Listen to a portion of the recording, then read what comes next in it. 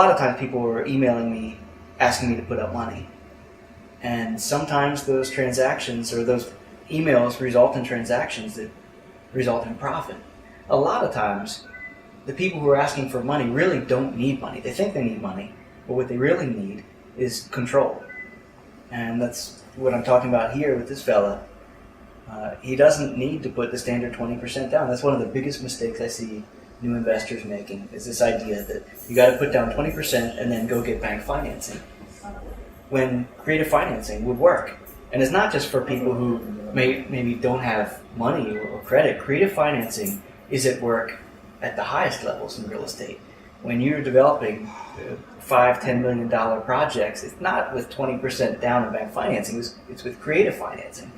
So one way that we're working on here to put together the transaction is with a front porch clause, which I really like, because real estate is constantly trying to return to the earth. It's constantly needing work. You mean it's falling apart? It's constantly falling apart. And so when you find a property that needs some work, what you're finding is a property that is presenting to you an opportunity for some creative financing. So this clause, called a front porch clause, take, for example, a property with a front porch that needs painting or might need some repairs. What you do is negotiate with the seller and have the seller perform those repairs on the property.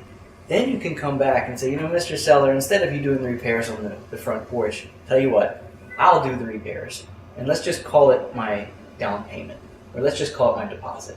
So I'll do the repairs. You write me a check for, say, $5,000, and I'll endorse the check and hand it right back over to you as my down payment. Mm-hmm. So now what you've done is used this value deficiency, this front porch, as value for you. You've obtained $5,000 of credit towards the property. And it could be 5, it could be 10, or 20. And so even if you are using conventional bank financing, by doing that, say on a $100,000 piece of property, 20% is $20,000. Say the front porch clause accounts for $5,000 or $10,000. You've solved 5 to 10% of your 20% down payment. So now you only have to come up with 10% down. And you can mix and match creative financing ideas. You could put a front porch clause together with the cash back clause.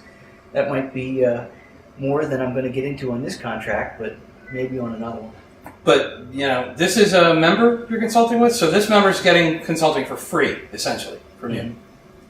So I know you do this with non-members as well. There's usually a fee involved, right? You know, the idea is creating some income. If we can do that together, then I'm there. So I'm going to get back to this. If you're watching this on YouTube, thank you. I'm Ian Parrish. Be sure to subscribe.